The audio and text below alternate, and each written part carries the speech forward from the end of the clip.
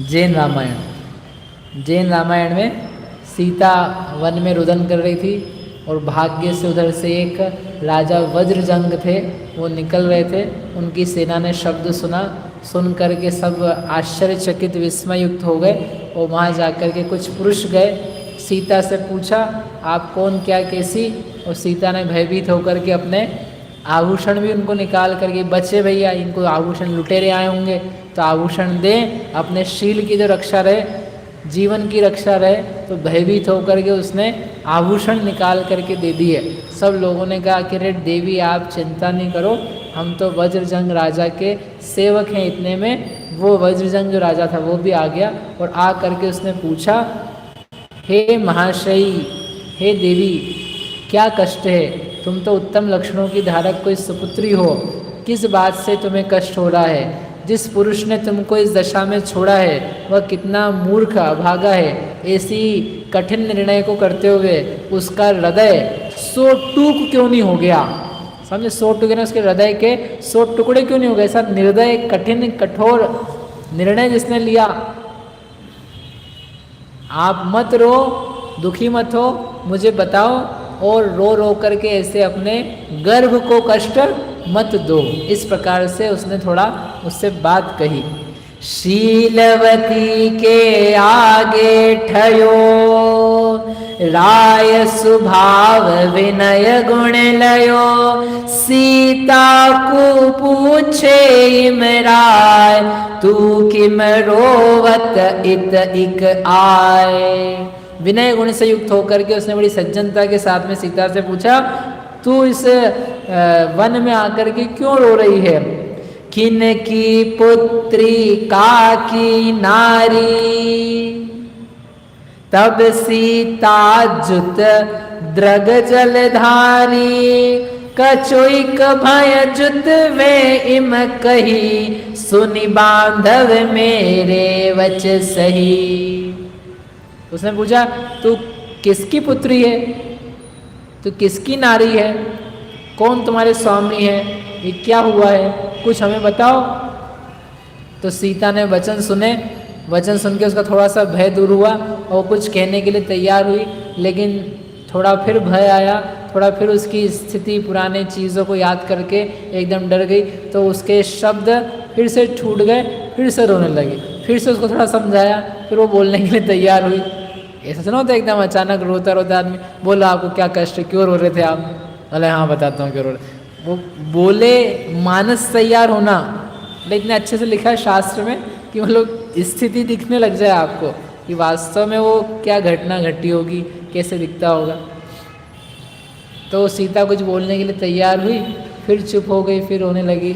और फिर उसको समझाया तो उसने बोला हे श्रेष्ठ पुरुष, हे राजन, यदि आप जानना ही चाहते हैं तो मुझ अभागिनी पाप के उदय से युक्त सुनिए मेरी स्थिति क्या है।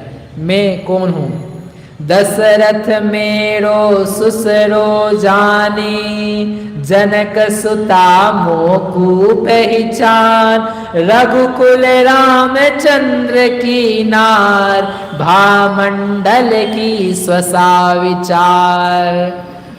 चार चतुष्टय से जैसे द्रव्य का परिचय दिया जाता है, द्रव्य क्षेत्र काल भाव से, तो सीता ने भी अपना चतुष्टय से परिचय दिया।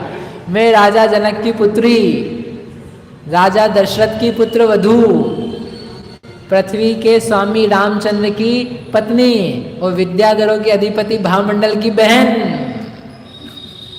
अभी पुत्र नहीं हुए ना, तो नहीं तो वो अपना उधर से परिचय बता दी चतुष्टय में कि मैं इनकी माँ।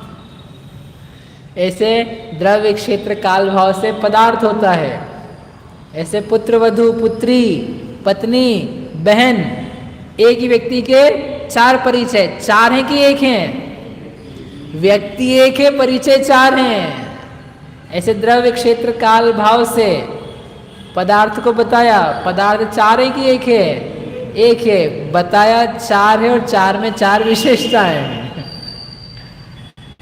ऐसी में रामचंद्र जी की ब्याही हुई नारी हूँ और हम लोग अयोध्या में रहते थे और दशरथ जी को वैराग्य हुआ तो दशरथ ने वैराग्य होने पर दीक्षा धारण करने का विचार किया और दीक्षा धारण करते समय केकया ने वर मांग करके भरत को राज दिलवाया। फलस्वरूप सीता मुझको रामचंद्र जी और लक्ष्मण के साथ में वन में गमन करना पड़ा।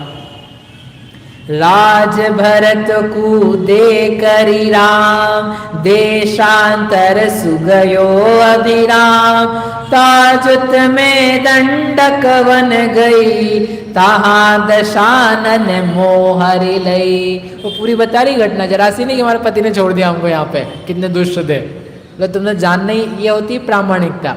यदि उपदेश देना है तो षट द्रव्य गुण पर्याय से लेकर के अंत तक ले जाते हैं, इसी ने सीधे सीधे बता दिया। तो महात्माओं शुद्धो ध्यान करो मोक्ष बताएंगे तो पूरी उसकी हिस्ट्री, ज्योग्राफी, साइकोलॉजी जो जो कुछ है सब बता दे रहे।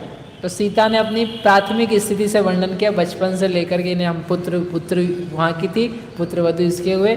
और फिर एक दिन ऐसा आया वो दीक्षा लेकर के गए और फिर उन्होंने दिया, हम वन में गए। वन में हम दंडक वन में पहुँचे। उन दंडक वन में फिर जो हुआ होगा तो आपको पता ही, आपने सुना ही होगा, आप इसी एरिया के हो तो आपने सुना ही होगा कि क्या हुआ। वो दंडक वन में रावण आकर के हर के लेके चला गया।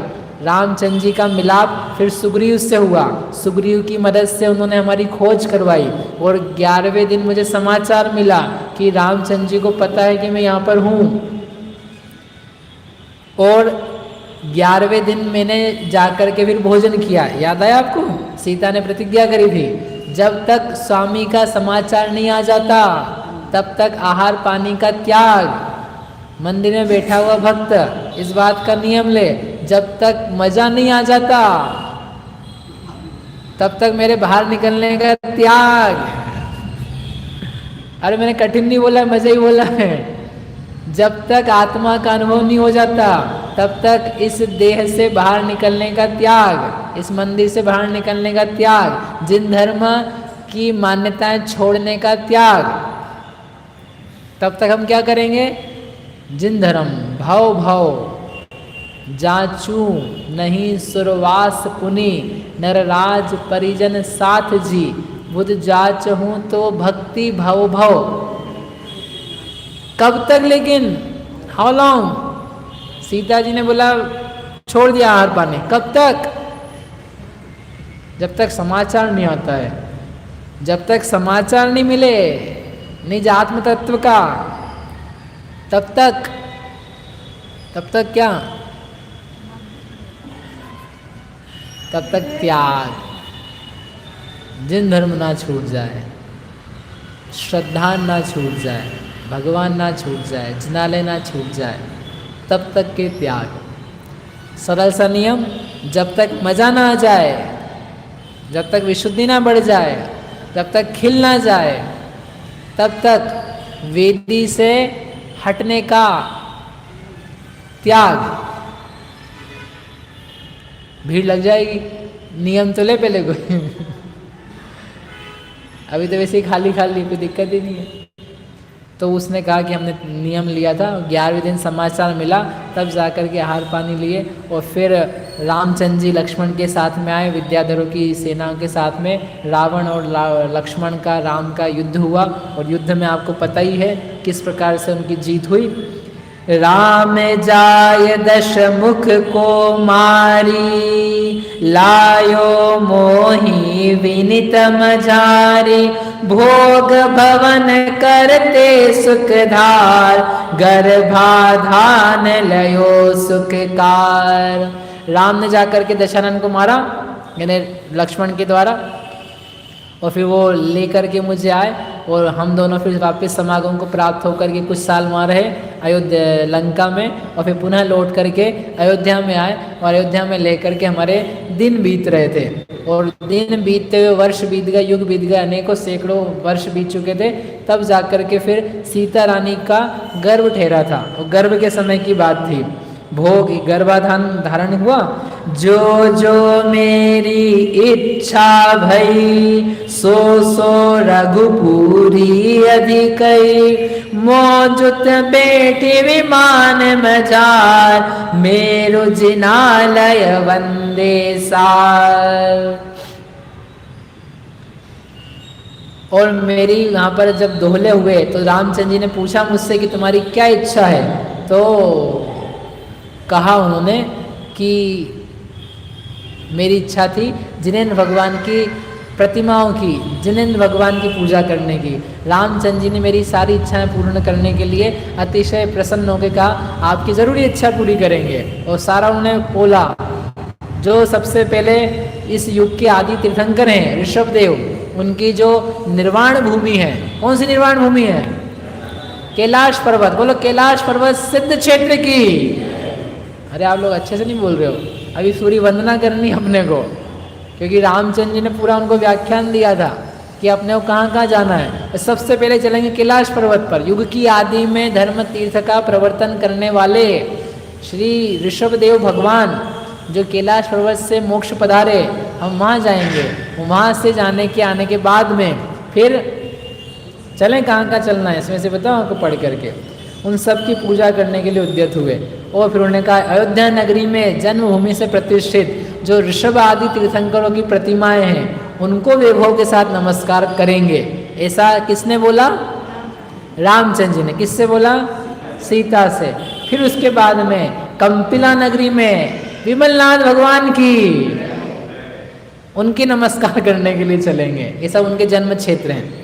फिर उसके बाद में रत्नपुर नगर में धर्म के सद्भाव का उपदेश देने वाले धर्मनाथ भगवान की जय हो। श्रावस्ती नगरी में संभवनाथ भगवान की, चंपापुर में वासुपूज्य भगवान की, काकंदी में पुष्पदंत भगवान की, कौशाम्बी में पद्मप्रभ भगवान की, चंद्रप्रवरी में चंद्रप्रभ भगवान की, भद्रिकावनी में शीतलनाथ भगवान की, मिथिला में मल्लीनाथ भगवान की, वाराणसी में सुपार्श्वनाथ भगवान की, सिंहपुरी में श्रेयांसनाथ भगवान की, हस्तिनापुर में शांति कुंथु अरनाथ तीन तीन कल्याणक से विभूषित हस्तिनापुर की। और देवी उसके बाद में कुशाग्र नगर राजगृही में कौन से भगवान? मुनिसुरनाथ भगवान की, जो वर्तमान के शासन नायक हैं। अरे सीता जी से रामचंद्र जी कह रहे हैं जो वर्तमान के शासन नायक हैं। ऐसे मुनि सुरतनाथ भगवान की जो राजगृही है उनकी वंदना करने के लिए अपन चलेंगे, जिनका कि आज भी ये उज्जवल धर्म चक्र दैदीप्यमान है। उसके बाद में ये सब अपन ने जन्म कल्याणक से विभूषित भूमियाँ देख ली। उसके बाद में अपन पुष्पक विमान में आरूढ़ होकर के जो भद्रशाल, नंदन, सोमनस, पांडुक, मेरू के शिखरों पर विराजमान आकृतिम जिन जिन चैत्यालय हैं उन चैत्यालयों की पूजा करने के लिए पुष्पक विमान में तुम्हें आरूढ़ करके मैं तुम्हारे साथ में चलूंगा। कितना अच्छा पति होगा उनका। अरे हाँ तो बोलो, नहीं बोलोगे? सब लोग महिलाएं तो चुप है बिल्कुल, हम बोलेंगे। मैं तुम्हारे साथ में सुमेरु के शिखरों पर विद्यमान जिन प्रतिमाओं की पूजन करूंगा।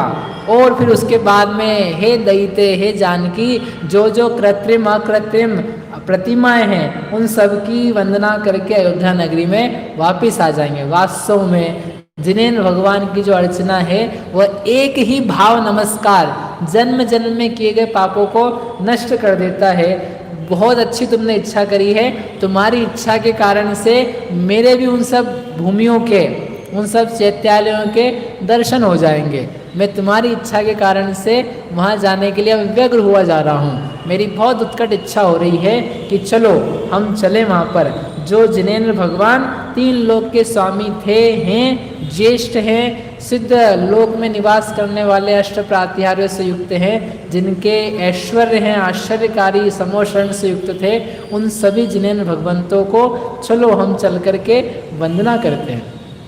ऐसा कह करके वे रामचंद्र जी मेरे साथ जिन प्रतिमाओं की वंदना करने के लिए उद्यत हुए, हम नगर से बाहर भी निकले, हमने वहीं के स्थानीय जिनालयों के दर्शन किए, लेकिन तभी पाप कर्म के उदय से मेरा अपवाद कहने वाले लोक में बहुत सारे पुरुष रामचंद्र जी के पास आए और उन्हें आके शिकायत करी या निवेदन किया, जो कहना चाहो। क्या कहा उन्होंने?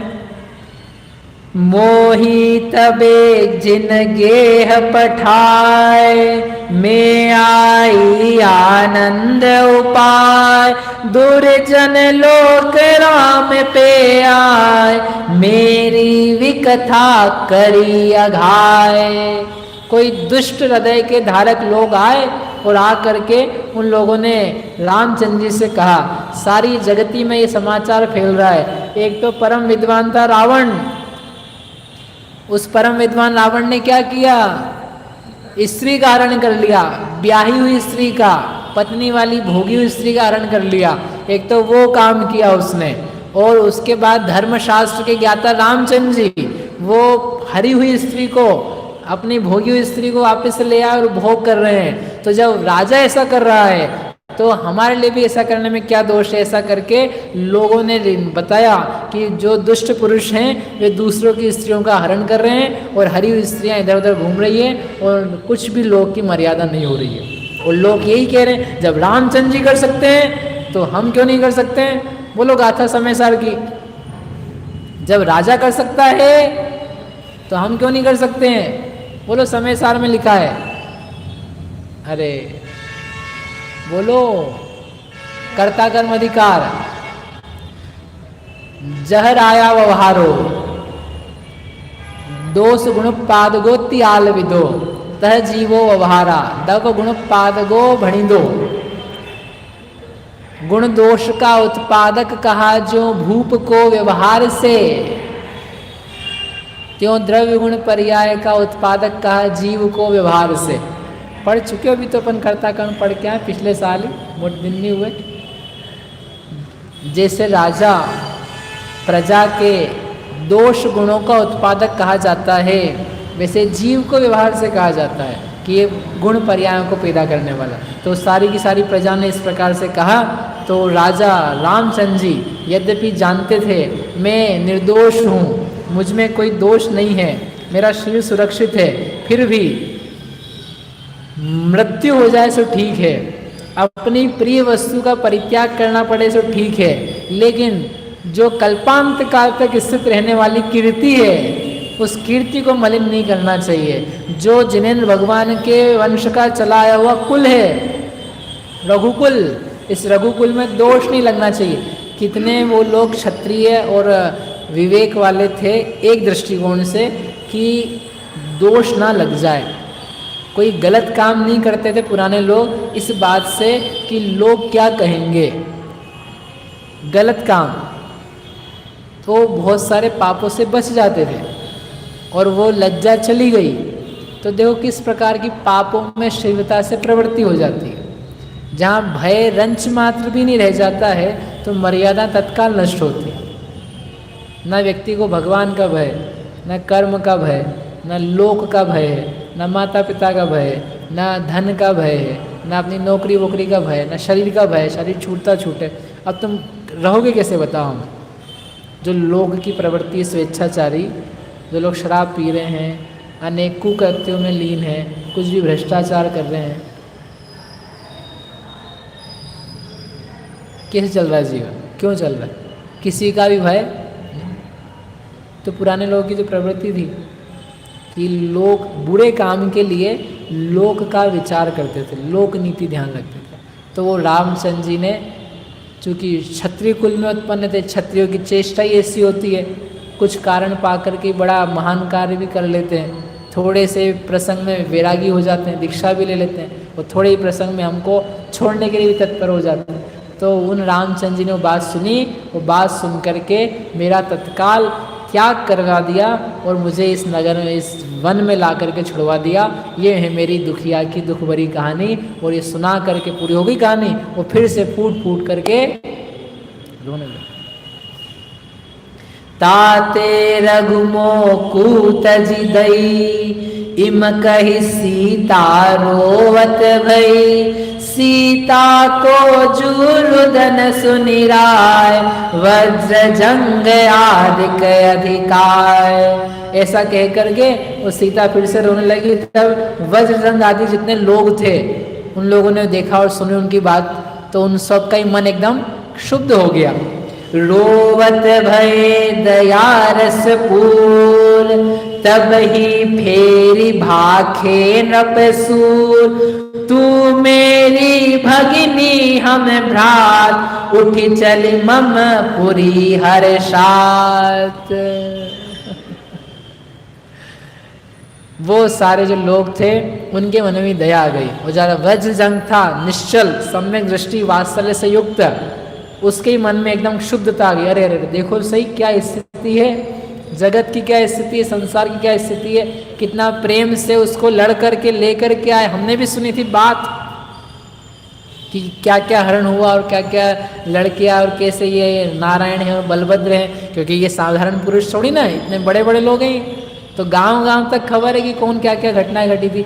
लेकिन उन्होंने ऐसा कठिन निर्णय लिया इस देवी के लिए, ऐसा देख करके ही उसको बड़ा व्यग्रता क्षुब्धता हुई। उसने संभाला और बोल करके बोला नज़दीक में जाकर के विनय से, आप चिंता मत करो, आपको ऐसा रोना ठीक नहीं, आप शुद्ध हो जाओ, शांत हो जाओ, सुनो मेरी बात, रो करके क्या लाभ होने वाला है। रोने से तो आर्त ध्यान होता है, और आर्त ध्यान से क्या मिलता है वो आपको कल बताएंगे। और फिर वो क्या करेगा, उससे क्या कहता है, संक्षेप में इतना सा अभी बता देते हैं कि उसने कहा तुम मेरी धर्म बहन हो, आज से तुम मेरी बहन हो, मैं तुम्हारा भाई हूँ, और तुम चिंता नहीं करो, हम तुम्हारे लिए सब कुछ करेंगे। वो सब कुछ करेगा कि कर्म के उदय से सब कुछ होगा। अब कल से गाथाएं चालू होगी दूसरी, जो अपनाऊ मन्नदी दुखिद सुविधे करे मी सत्यति, सो मूढ़ो अन्नाणी नाणी एतो धु विपरीतो। जो मानता है कि मैं सुखी करता हूँ, दुखी करता हूँ, वो अज्ञानी है, वो मूढ़ है। ज्ञानी इससे विपरीत है। इसलिए राजा वज्रजंग ने सीता को सुखी किया कि नहीं किया? हाँ किया, उसने सुखी किया। एक अपेक्षा से पूर्ण सत्य बात है। रामचंद्र जी ने सीता को दुखी किया कि नहीं किया? एक अपेक्षा से सही बात है। और दूसरी तरफ से बात करेंगे, ना रामचंद्र जी ने दुखी किया है, ना वज्रजंग ने सुखी किया है, तो फिर स्वयं किए जो कर्म शुभाशुभ फल निश्चय भी देते। कर्म के निमित्त से सुख दुख हो रहा है, कर्म के निमित्त से हो रहा है कि स्वयं के राग द्वेष से हो रहा है? स्वयं के राग द्वेष से हो रहा है। स्वयं के राग द्वेष से दुखी हो रहा है कि उस समय में भी वह जीव सुख दुख के सांसारिक परिणामों से शून्य, ज्ञाता दृष्टा चैतन्य मात्र टंकोत्कीर्ण ध्रुव ज्ञायक भाव है। ज्ञायक भाव तो कितनी बातें सत्य हैं एक ही समय में। अब इनमें से जिसको जिसका पक्ष होगा वो पक्ष धारण करेगा। जो प्रमाण दृष्टि से देखेगा उसको एक ही दृश्य में बहुत सारे रंग दिखाई देंगे। हम प्रमाण दृष्टि का अवलंबन लेकर के शुद्ध स्वरूपी आत्मा की प्राप्ति करें, ऐसी मंगल भावना से। ज्ञान के प्रकाश देखो आपका प्रकाश